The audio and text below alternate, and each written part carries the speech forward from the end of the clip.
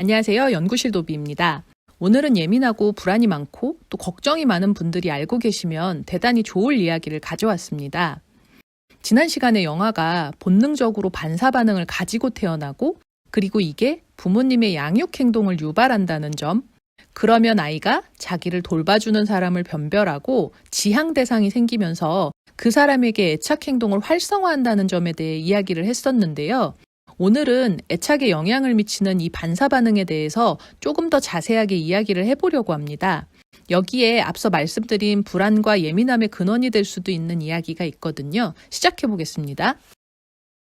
일반적으로 우리는 선천적이고 자동적으로 반응하는 20, 30개의 반사 행동을 가지고 태어납니다. 이런 반사 행동은 상동적인 움직임이기 때문에 고등뇌인 대뇌피질의 관여가 없이 나타나요. 여기가 심피질이고 여기가 구피질인데, 심피질은 판단이나 조절에 관여하는 부분이고 구피질은 감정 반응에 많이 관여하는 부분이거든요. 그 말인즉슨 반사 반응이라는 것은 감정 반응도 이성적인 판단과 조절에 의한 반응도 아니라는 거예요. 수면이나 식욕처럼 위험에서 안전하게 생명을 관리하는 데 필요한 반응이라는 것이죠. 이 반사 반응은 크게 생존 반사와 원시적 반사로 나누어 볼 수 있습니다. 생존 반사에는 젖찾기 반사, 빨기 반사, 삼키기 반사, 기침, 재채기 하품 반사, 동공 반사, 눈 깜빡거리기 반사 등이 있는데요. 아마 제가 굳이 설명을 드리지 않아도 우리 모두가 하는 반사 반응들이기 때문에 여러분들이 감각적으로 이미 잘 알고 계실 거예요. 이런 반사들은 생존에 직결되는 것이 때문에 성인이 되어서도 계속 지속되는 반응입니다.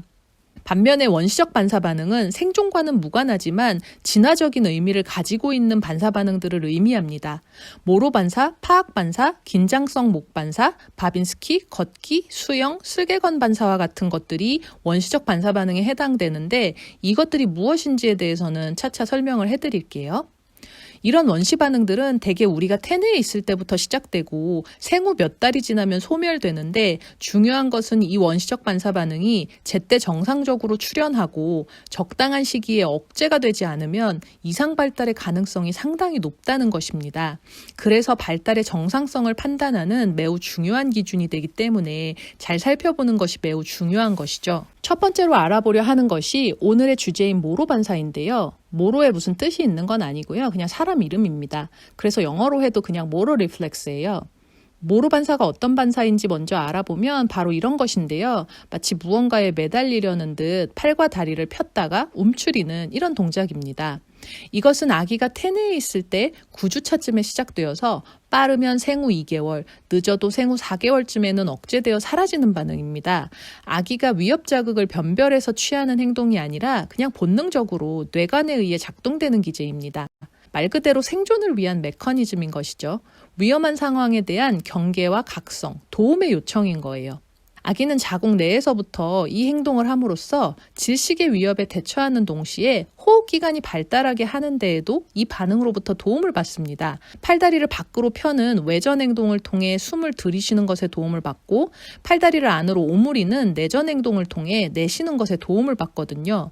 이러한 모로 반사 행동은 인간의 신체 위협에 대한 무의식적 반응으로 보여집니다. 왜냐하면 뭔가 큰 소리가 나거나 예상치 못한 사건이 발생했을 때, 또는 목이나 머리가 제껴지는 등의 움직임에 의해서 뇌의 자극이 발생할 때, 그리고 갑작스런 시각 자극 충격에 의한 만세 동작에서 오는 움직임, 그리고 고통이나 온도 변화를 겪을 때도 발생하고, 누군가가 영화를 흔들거나 거칠게 다룰 때에도 나타나는 등 대체로 위협적이고 놀라는 듯한 상황에서 보이는 반응이거든요. 이런 모로 반사 반응이 나타날 때 신체적 반응을 살펴보면 일단 순간적인 각성이 일어나겠죠. 그리고 반사 행동을 통해 급속히 공기 호흡을 하고 순간적으로 신체 정지 반응 또는 놀라서 얼어붙는 것 같은 반응이 나타나게 돼요. 이때는 우는 반응이 같이 나올 가능성도 있을 테고요. 이렇게 되면 아기의 뇌관에서는 회피 또는 공격 반응을 활성화시켜요. 이게 무슨 소리냐면, 우리가 어른이든 아이든 또는 포유류든 파충류든 무언가 위험이나 불안을 감지하면 그때는 이성적 판단이 필요한 게 아니라 본능적이고 감각적으로 공격을 해서 위험에서 벗어나든 도주를 해서 위험에서 벗어나든 두 가지 중에 한 가지를 하도록 진화했거든요. 궁지에 몰리면 우린 이런 식으로 위기를 모면해요. 아기도 무언가 위협적이고 깜짝 놀라는 것으로 상황을 지각해서 모로반사 행동을 취한 것이기 때문에 세팅이 이런 상태로 흘러가는 것이죠. 물론 심각하지 않거나 빠르게 양육자의 돌봄 반응이 오면 중간에 멈출 수도 있겠죠. 하지만 계속 이어진다면 아이의 신경체계 내에서 스트레스 호르몬인 아드레날린과 코르티솔이 분비돼요. 그러면 이제 호흡이 증가해요. 과호흡 상태가 되면서 심박도 증가하고 혈압도 상승하니까 피부도 붉어져요. 하지만 아기는 움직임에 취약한 존재죠. 뛸 수도 도망칠 수도 없어요. 결국 이런 상황이 지속되면 할 수 있는 것은 갑작스럽게 화를 내거나 울음을 터뜨리는 것밖에 없겠죠.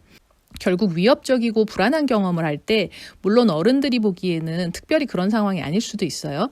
하지만 아기가 위협적이고 불안한 상황이라고 지각하는 상황을 경험하게 되면 이게 원시적인 등 쪽 유수미주 신경을 자극해서 부교감 신경을 정지시켜요. 부교감 신경은 심장을 천천히 뛰게 해주고 기관지를 좁게 해서 숨도 천천히 쉬게 해주고 소화를 촉진시켜주는 등 전반적으로 이완된 상태를 유지할 수 있게 해주는데 이걸 정지시킨다는 거예요. 그럼 인간은 과흥분, 과스트레스 상태가 되겠죠. 이런 상태에서는 절대 이성적이고 침착하게 고등뇌인 피지를 이용할 수 없어요. 왜냐하면 생존과 연관된 위급 상태이기 때문에 뇌관과 같이 원시적인 뇌가 반사적인 반응을 촉진시키는 게 생존에 더 유리하기 때문이에요. 이렇게 미주신경이 미쳐 날뛰기 시작하니까 우리를 안정시켜주는 교감신경계는 더 이상 손을 쓰지 못하고 무기력해져 버려요. 인간은 그렇게 불안한 상태를 달래지 못하게 되는 것이죠.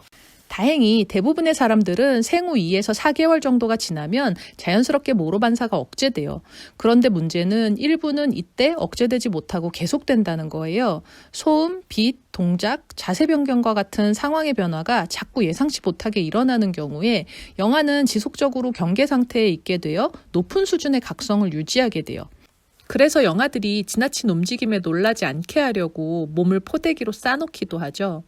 이렇게 불안하고 위협적일 때 활성화되는 모로반사가 지속적으로 사라지지 않고 장기적으로 유지되게 되면 아기는 여러 자극에 과잉 반응을 할 수밖에 없게 돼요. 그렇게 되면 스트레스가 당연히 높아질 수밖에 없겠죠. 스트레스 호르몬인 아드레날린과 코르티졸이 계속 분비되고 악순환이 시작돼요.